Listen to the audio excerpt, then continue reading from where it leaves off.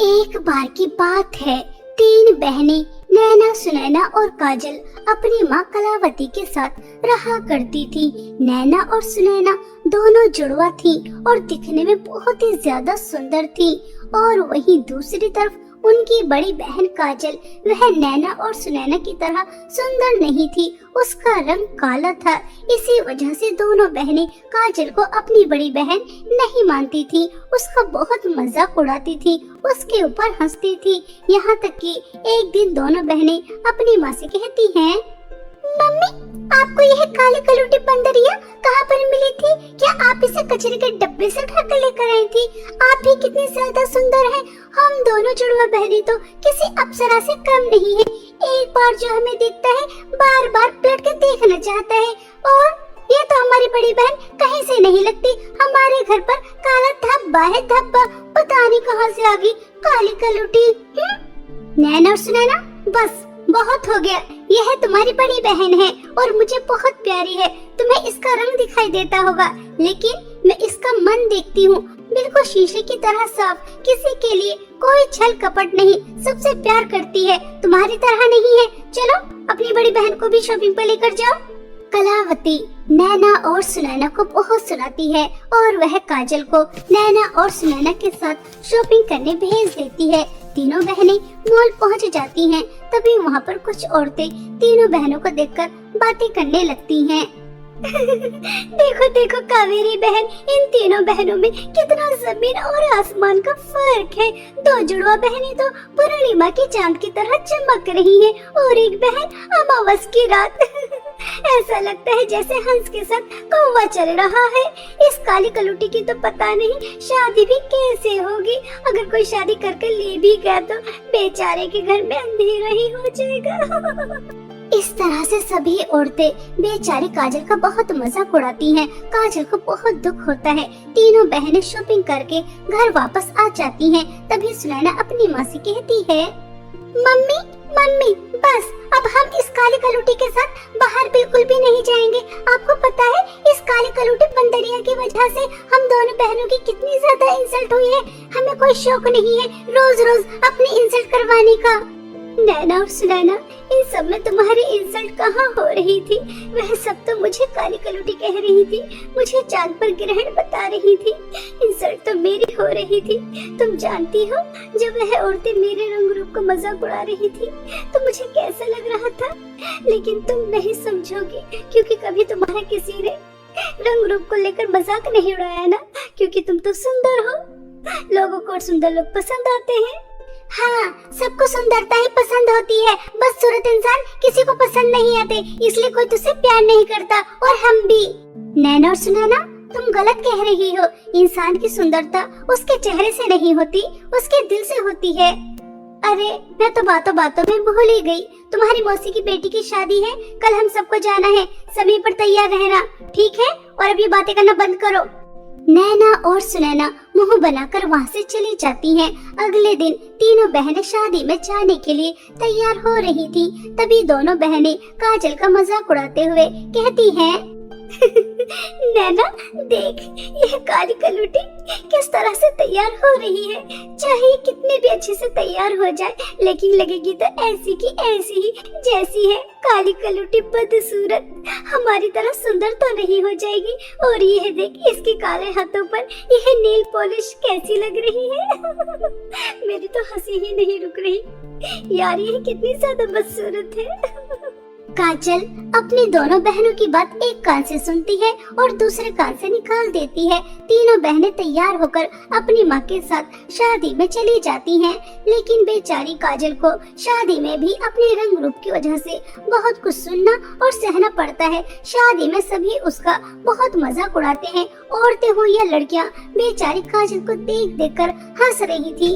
काजल से यह सब कुछ बर्दाश्त नहीं हुआ और वह शादी छोड़कर बाहर आ जाती है और बहुत रोती है।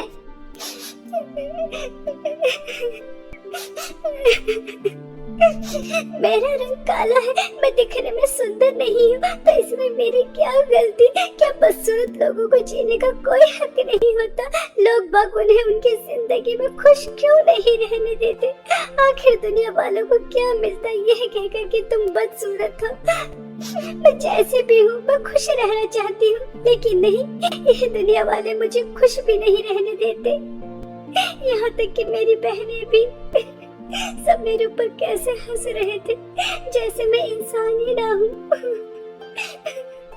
इस तरह से काजल बहुत फूट फूट कर रो रही थी कि तभी उसे एक जख्मी बिल्ली नजर आती है। वह उसे प्यार करती है, उसके जख्मों पर जड़ी बूटी लगाती है, पानी पिलाती है। वह बिल्ली बिल्कुल स्वस्थ हो जाती है और वह भागने लगती है। काजल को वह बिल्ली बहुत प्यारी लग रही थी, इसलिए वह उसे पकड़ने के लिए उसके पीछे पीछे भागती है। वह बिल्ली भागते भागते एक अलग ही दुनिया में चली जाती है। काजल उस दुनिया के सुंदर नजारे देखकर चौंक जाती है। तभी उसे 3 नदी नजर आती हैं। एक नदी में सोने की नील पॉलिश बह रही थी, दूसरी नदी में चांदी की नील पॉलिश बह रही थी और तीसरी नदी में बिल्कुल सादी नील पॉलिश बह रही थी। अरे वह बिल्ली कहाँ है जिसकी मैंने सेवा की थी, और यह नील पॉलिश की नदियाँ किसकी है? ऐसी नदियाँ तो मैं अपनी जिंदगी में पहली बार देख रही हूँ। मैं कहाँ पर आ गई? मुझे तो कुछ भी समझ में नहीं आ रहा। मुझे यहाँ से वापस जाना चाहिए। मम्मी, नैना और सुनैना मेरा इंतजार कर रही होंगी। ऐसा सोचकर काजल वापस आ जाती है और घर आ जाने के बाद बस उसे नेल पॉलिश की 3 नदियां ही नजर आ रही थी। सुबह हो जाने के बाद वह नैना और सुनैना को नेल पॉलिश की 3 नदियों के बारे में बताती है। कहीं तो हमसे झूठ तो नहीं बोल रही? तूने सच में इस दुनिया से अलग ही दुनिया देखी है और वहाँ पर नेल पॉलिश की 3 नदियाँ हैं, वो भी सोने और चांदी की। सुनैना, चल इस काले बंदरिया की बात मान लेते हैं और चलते हैं वहाँ पर। नैना और सुनैना काजल की बात मानकर उसके साथ वह नेल पॉलिश की 3 नदियाँ देखने जाने लगती हैं। लेकिन इस बार काजल को रास्ता पहले की तरह साफ नहीं मिलता। जंगल में बहुत ही ज्यादा डरावनी आवाजें आ रही थी। तभी सुनैना नैना से कहती है, नैना, यह काजल की बच्ची काली कलूटी हमें कहाँ पर लेकर जा रही है? कहीं ये हमें यहाँ पर मारने के लिए तो नहीं लेकर आई? मुझे तो कुछ दाल में काला नजर आ रहा है। चल, इससे पहले ये हमारे साथ कुछ गलत करे, हम दोनों ही इस काले कलूटी का हमेशा हमेशा के लिए काम तमाम कर देंगे। इस काले साए से भी छुटकारा मिल जाएगा। इस तरह से दोनों बहनें आपस में बातें कर अपनी बड़ी बहन को मारने का प्लान बना लेती हैं। कुछ दूर और चलने के बाद उन्हें जंगली जानवर नजर आते हैं। तभी नैना और सुनैना काजल से हमेशा हमेशा के लिए छुटकारा पाने के लिए बेचारी काजल को जानवरों के सामने धक्का देकर वहां से भागकर आ जाती हैं। काजल किसी तरह से अपनी जान बचाकर वहां से आ जाती है और अपनी दोनों छोटी बहनों से कहती है, मुझे नहीं पता था कि तुम दोनों मुझसे इतनी ज्यादा नफरत करती हो कि मुझे इस तरह से मरने के लिए छोड़कर आ गई। मैं तो तुम्हें नेल पॉलिश की नदी दिखाने लेकर जा रही थी और तुम मेरे साथ ऐसा कर रही हो। काजल ऐसा कहकर रोने लगती है, लेकिन नैना और सुनैना को उसके आंसुओं से कोई भी फर्क नहीं पड़ता। ऐसे ही चलते चलते वह उस दुनिया में पहुंच जाती हैं जहां पर नेल पॉलिश की 3 नदियां बह रही थी। तभी वहां पर एक सुंदर परी आ जाती है और वह तीनों बहनों से कहती है, काजल, तुम बहुत अच्छी हो। मैं वही बिल्ली हूँ जिसकी तुमने सेवा की। तुम्हारी वजह से मेरा श्राप दूर हो गया। मैं दोबारा से परी बन गई।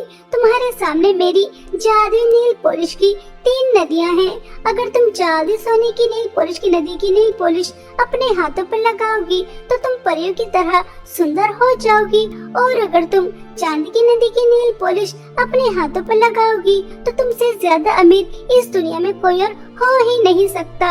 और अगर तुम तीसरी नदी की नील पॉलिश लगाओगी जो बिल्कुल सादी है, तो ना तो तुम्हें सुंदरता मिलेगी और ना ही धन दौलत, बल्कि उसके बदले तुम्हें बूढ़ी परियों की सेवा करनी होगी, जिसे सिर्फ एक अच्छा इंसान ही कर सकता है। मुझे तो चांदी की नेल पॉलिश की नदी की नेल पॉलिश लगानी है और बहुत सारे धन दौलत पाकर इस दुनिया पर राज करना है। एक तो मैं पहले ही इतनी ज्यादा सुंदर हूँ, और अगर जादू सोने की नेल पॉलिश की नदी की नेल पॉलिश में लगाऊंगी तो मुझसे ज्यादा सुंदर तो पूरी दुनिया में कोई होगा ही नहीं। इसलिए मुझे तो सोने की नदी की नेल पॉलिश लगानी है। परी जी, मैं आपकी तीसरी नदी की नेल पॉलिश लगाना चाहती हूँ और बूढ़ी परियों की सेवा करना चाहती हूँ, ताकि उनकी सेवा कर कर मैं पुण्य कमा सकूं। मुझे सुंदरता का लालच नहीं करना और ना ही धन दौलत का, क्योंकि लालच बहुत बुरी बला होती है और बड़े बूढ़ों की सेवा कर कर मैं पुण्य कमाऊंगी, जो सबसे बढ़कर है। काजल की बातें सुनकर परी के चेहरे पर मुस्कुराहट आ जाती है और तीनों बहनें अपनी अपनी नदी के अंदर से नेल पॉलिश उठाती हैं और अपने हाथों पर लगा लेती हैं। काजल बिल्कुल परियों की तरह सुंदर हो जाती है और दोनों बहनें बहुत ही ज्यादा बदसूरत नैना और सुनैना बहुत रोती हैं। तभी परी दोनों बहनों से कहती है, काजल, तुम्हें हैरान होकर देखने की जरूरत नहीं है। तुमने ना तो सुंदरता का लालच किया और ना ही धन दौलत का। तुम्हारा मन साफ है, तुम हमेशा सबकी मदद करती हो, इसलिए तुम्हें सुंदरता के साथ साथ इतनी सारी धन दौलत भी मिली है। और तुम्हारी दोनों बहनों के मन में लालच है, वह हमेशा तुम्हारे साथ बुरा बर्ताव करती हैं। इन्हें अपनी सुंदरता पर घमंड था, इसलिए इनके साथ ऐसा हुआ है। परी जी, मुझे ना तो सुंदरता चाहिए और ना ही धन दौलत। मुझे पता है बदसूरती के साथ जीना कितना ज्यादा मुश्किल होता है और मैं अपनी बहनों को मुश्किल में जीता हुआ नहीं देख सकती, इसलिए मेरी बहनों को पहले की तरह सुंदर कर दो और मैं पहले की तरह बदसूरत होने के लिए तैयार हूँ, क्योंकि मुझे अपने रंग रूप के साथ जीने की आदत है, मेरी बहनों को नहीं। काजल दीदी, आप कितनी अच्छी हो।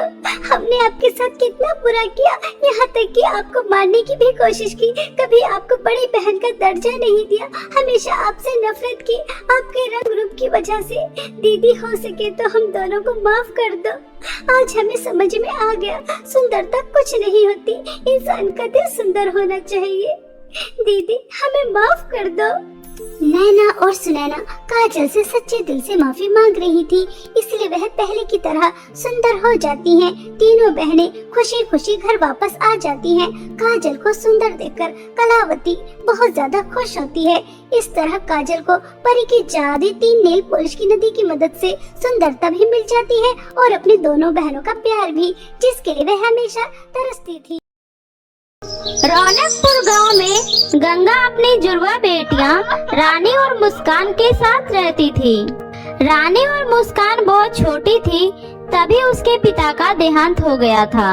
उसके बाद गंगा ने ही बहुत ही मेहनत से दिन रात दूसरों के घरों में काम करके किसी तरह अपनी दोनों बेटियों का पालन पोषण किया था। धीरे धीरे उसकी दोनों बेटियां बड़ी हो गई। वो जब अपनी माँ को इतना मेहनत करते हुए देखती तो उन्हें बहुत ही बुरा लगता था।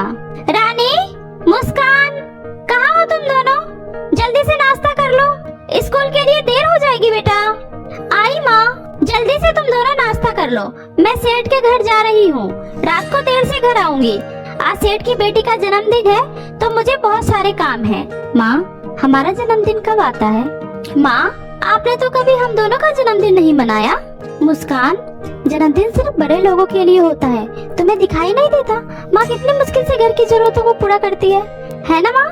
मेरी बेटी से ये किसने कहा कि जन्मदिन सिर्फ बड़े लोग ही मनाते हैं? अरे, मेरी दोनों राजकुमारियाँ क्या किसी से कम है? वो तो मुझे समय नहीं मिलता, इसलिए मैंने कभी तुम दोनों का जन्मदिन नहीं मनाया। इस बार देखना, मैं कितने धूमधाम से तुम दोनों का जन्मदिन मनाऊंगी। क्या सच में माँ? और आप हमारे लिए वो बड़ा सा केक भी लेकर आओगे? हाँ बेटी, मैं केक भी लेकर आऊंगी। अच्छा, अब मुझे देर हो रही है, मैं निकल रही हूँ। स्कूल में अच्छे से पढ़ाई करना और शाम को दोनों बहन घर में ही रहना। ठीक है माँ। गंगा अपनी बेटियों से बहुत प्यार करती थी, इसलिए वो उनकी हर ख्वाहिश को पूरी करने की पूरी कोशिश किया करती थी। एक दिन सुबह सुबह गंगा अपनी बेटियों से कहती है, मेरी दोनों बेटियों को जन्मदिन की खूब सारी बधाइयाँ। भगवान तुम दोनों को लंबी उम्र दे। माँ, आज हम दोनों का जन्मदिन है। हाँ बेटी। माँ, आपको याद था आज हमारा जन्मदिन है? भला मैं कैसे भूल सकती हूँ? माँ कभी अपने बच्चों की खुशियाँ भूलती है क्या? अब चलो, दोनों अच्छे से नहा धोकर तैयार हो जाओ, मैं शहर जा रही हूँ तुम दोनों के लिए केक लेने, फिर साथ मिलकर धूमधाम से जन्मदिन मनाएंगे। माँ की बात को सुनकर खुशी और मुस्कान बहुत ही ज्यादा खुश हुई। गंगा अपनी बेटी के लिए केक लेने शहर की ओर जाने लगती है। उसके गांव से शहर के बीच एक घना जंगल पड़ता था। गंगा शहर से केक लेकर जब वापस लौट रही थी, तभी उसे बहुत तेज प्यास लगती है और वो पानी पीने के लिए नदी के किनारे जाती है। गंगा वहीं पास ही केक रखकर नदी से पानी पी रही थी, तभी उसे एक जहरीला सांप काट लेता है और वो दर्द से छटपटाने लगती है। गंगा की आवाज सुनकर वहीं से गुजर रही मोना जादूगरनी को उस पर दया आ जाती है और वह उसके पास जाती है। अरे, आपको तो किसी जहरीले सांप ने काटा है, मैं अभी इस पर जड़ी बूटी लगा देती हूँ। उसका कोई फायदा नहीं है जादूगरनी जी, मेरा अंतिम समय आ गया है। मुझे तो बस अपनी दोनों बेटियों की चिंता हो रही है। जादूगरनी जी, आप मेरी एक मदद कर दीजिएगा। कहो, क्या मदद चाहिए? आप मुझसे वादा कीजिए कि आप मेरे मरने के बाद मेरी दोनों बेटियों का ख्याल रखेंगी। प्लीज वादा कीजिए। ठीक है, मैं आपसे वादा करती हूँ, मैं आपकी दोनों बेटियों का ख्याल रखूंगी। आप चिंता मत करो, आपको कुछ भी नहीं होगा। आज मेरी बेटी का जन्मदिन है, आप मेरी तरफ से ये केक उसे दे दीजिएगा। जन्मदिन की बहुत बहुत बधाई हो मेरी बेटियाँ, हमेशा खुश रहना। इतना बोलकर गंगा ने सदा के लिए अपनी आंखें बंद कर ली। यह सब देखकर मोना जादूगरनी को बहुत ही दुख हुआ और वह केक लेकर खुशी और मुस्कान के घर पहुंच गई। जादूगरनी को देखकर दोनों बहनें चौंक गईं। आप कौन है और मेरी माँ कहाँ है? आप कुछ बोल क्यों नहीं रही हो? बताइए ना, मेरी माँ कहाँ है? मैं मोना जादूगरनी हूँ। मुझे तुम्हारी माँ तुम दोनों की सहायता के लिए यहाँ भेजी है। तुम दोनों बहुत ही खुशकिस्मत हो, तुम्हें गंगा जैसी माँ मिली, लेकिन अफसोस वो अब इस दुनिया में नहीं रही। और फिर जादूगरनी ने जंगल में जो हुआ वह सब उसे बताया। यह सुनकर दोनों बहनें रोने लगी। अब तो हम अनाथ हो गए, अब हम माँ के बिना कैसे रहेंगे? माँ के सिवा हमारा इस दुनिया में कोई नहीं है। माँ ऐसे हमें छोड़कर क्यों चली गई? माँ, जीवन और मृत्यु पर किसी का जोर नहीं है बेटी, ये तो विधि का विधान है। जिसने जन्म लिया है उसे एक दिन जाना ही होगा। अब चलो अपने आंसू पोंछो। अपनी बेटियों की आंखों में इस तरह आंसू देखकर तुम्हारी माँ भी ऊपर भगवान के पास रोएगी, इसलिए चुप हो जाओ। ये देखो तुम्हारी माँ ने तुम्हारे लिए क्या भेजा है। टन टन केक। मुझे ये केक नहीं चाहिए, इसी की वजह से माँ हमें छोड़कर चली गई। हाँ, अगर माँ ये केक लेने शहर नहीं जाती तो उनके साथ ये नहीं होता। मैं ये केक नहीं खाऊंगी। अच्छा बाबा, ठीक है, मत खाओ, लेकिन इस केक को अपनी माँ की आखिरी निशानी समझकर इसे घर के पास तो रख ही सकती हो। केक का घर? मैं कुछ समझे नहीं, अभी समझाती हूँ। Ten ten. इतना बोलते ही जादूगर ने उस केक को एक विशाल केक के घर में बदल देती है। ये देखो बच्चियों, ये जादुई केक का घर है और अब से ये जादुई केक का घर तुम्हारा है। अब से तुम जो भी इस केक के घर से मांगोगी तुम्हें वो सब मिल जाएगा। अब से तुम्हें कभी किसी चीज की कोई कमी नहीं होगी। अब तुम दोनों बहन अपना ध्यान रखना। अब मैं चलती हूँ, और हाँ, जब कभी भी तुम्हें मेरी मदद की जरूरत हो मुझे याद कर लेना, मैं आ जाऊंगी। इतना बोलकर मोना जादूगरनी वहाँ से चली गई। उस दिन से खुशी और मुस्कान को जब भी किसी चीज की जरूरत होती जादुई केक घर से मांग लेती। अब उसकी जिंदगी में किसी भी चीज की कोई कमी नहीं रही। वे दोनों बहन बहुत ही खुशी से अपना जीवन बिता रही थी। तभी एक दिन खुशी ने मुस्कान से कहा, मुस्कान, अब तो हमारे पास किसी भी चीज की कोई कमी नहीं है। मैं सोच रही थी हमारे जैसे गांव में और भी कितने लोग हैं जो बहुत गरीब हैं, जिन्हें मदद की सख्त जरूरत है। मैं सोच रही थी क्यों ना इस गांव वालों को भी इस जादुई केक के घर के बारे में बताया जाए, ताकि वो भी इस केक के घर से अपनी जरूरतों को पूरा कर सके। अरे वाह खुशी, इससे अच्छी बात भला और क्या हो सकती है। मैं अभी सबको जादुई केक घर के बारे में बता कर आती हूँ, ताकि उनकी परेशानी भी खत्म हो सके। ये सोचकर दोनों बहनों ने उस जादुई केक के घर के बारे में सभी गांव वालों को बता दिया। उस दिन से सभी गांव वाले जादुई केक घर के पास जाकर अपनी समस्या बताने लगे और जादुई केक घर भी उन गांव वालों की मदद करने लगा। धीरे धीरे सभी गांव वाले जादुई केक घर की तारीफ करने लगे। इस तरह से जादुई केक घर के अंदर बहुत ही ज्यादा घमंड आ गया। उस जादूगरनी ने मुझे यहाँ किस मुसीबत में फंसा दिया है। पहले तो उसने मुझे सिर्फ इन दोनों बहनों की मदद करने को कहा था, लेकिन अब इन दोनों बहनों की वजह से मुझे पूरे गांव की मदद करनी पड़ रही है। जब देखो कोई ना कोई आकर मुझे परेशान ही करता रहता है। मुझे कुछ ऐसा करना होगा जिससे गांव वाले मेरे पास आने की हिम्मत नहीं कर सके। उस दिन के बाद से जो भी गांव वाले जादुई केक घर के पास मदद मांगने जाते, तब तब जादुई केक का घर उस पर अत्याचार करने लगा। वो कभी किसी को पेड़ से उल्टा लटका देता, तो कभी किसी को हवा में उछालकर दूर फेंक देता। कुछ लोगों को तो वो बिजली के झटके भी देने लगा। कुछ दिनों तक तो ऐसे ही चलता रहा। उस घमंडी जादुई केक से सभी गांव वाले परेशान हो गए। फिर एक दिन सभी गांव वाले मिलकर उन दोनों बहनों के पास गए और उनसे बोले, बेटी, तुमने जो हमें जादुई केक के घर के बारे में बताया था, वो केक का घर तो हम पर बहुत अत्याचार कर रहा है। तुम दोनों बहन कृपया करके हमें उस जादुई घमंडी केक के घर से बचा लो बेटी। ये सुनकर दोनों बहनें बहुत ही ज्यादा चिंतित हो गई। फिर खुशी उन गांव वालों से बोली, जिस जादूगरनी ने मुझे यह केक दिया था, उन्होंने मुझसे कहा था जब भी जरूरत पड़े तो मुझे याद कर लेना। रुकिए, मैं उन्हें बुलाने की कोशिश करती हूँ। इतना कहकर दोनों बहनें जादूगरनी को मन ही मन याद करने लगी। पलक झपकते ही जादूगरनी वहाँ प्रकट हो गई। तब दोनों बहनों ने जादूगरनी को सब कुछ बताया। यह सब सुनकर जादूगरनी ने कहा, उस जादुई केक घर ने आप लोगों के साथ जो कुछ भी किया वह बहुत ही गलत है। मैं अभी उस जादुई केक घर का घमंड खत्म करती हूँ। ये बोलकर जादूगरनी जैसे ही उस जादुई केक घर के पास गई, घमंड में चूर जादुई केक घर ने जादूगरनी पर भी हमला करने की कोशिश किया। तब जादूगरनी ने अपनी जादुई छड़ी घुमाई और जादुई केक घर को वहीं पर जलाकर राख कर दिया। ये देखकर सभी गांव वाले बहुत ही खुश हो गए।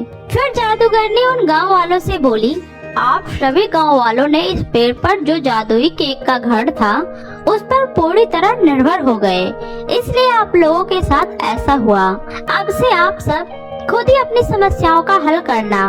अगर आप सबको कभी ज्यादा परेशानी हो तो मुझे याद कर लेना।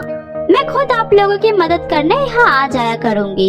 इतना बोलकर जादूगरनी वहाँ से चली गई और उस दिन के बाद से सभी गांव वाले खुद ही मेहनत करके खाने लगे। कभी उन्हें ज्यादा दिक्कत होती तो वो जादूगरनी को याद कर लिया करते। साथ ही खुशी और मुस्कान भी गांव वालों की हर संभव मदद कर खुशी खुशी अपना जीवन बिताने लगी।